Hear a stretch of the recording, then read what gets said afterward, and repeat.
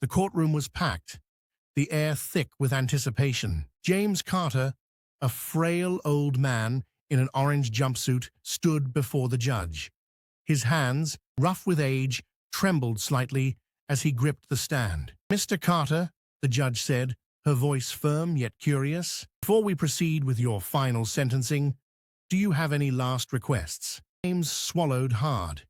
He had spent 20 years behind bars, paying for a mistake he could never undo. But in all those years, only one thing had kept him going. "Max. Just want to see my dog, Max. One last time," he said, his voice cracking. A hushed murmur spread through the courtroom. Scoffed. Others exchanged glances. A request like this was unusual, almost unheard of. He sighed.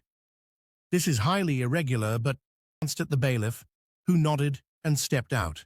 Passed. James clenched his fists, his heart pounding. Maybe they wouldn't allow it. Max was... The courtroom door creaked open. A retriever, his muzzle now grey with age, trotted in. James gasped. "Max!" The dog paused, ears perked, nose twitching.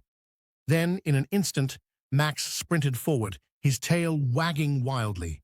James fell to his knees as Max leaped into his arms, licking his face with the same love as he had all those years ago. The old man wept, holding on to his best friend as if he could freeze time. The courtroom was silent. Even the judge looked away, blinking back tears. "Let him have a moment," she whispered. And in that moment, James wasn't a prisoner. He wasn't a criminal. He was just a man, reunited with his only family.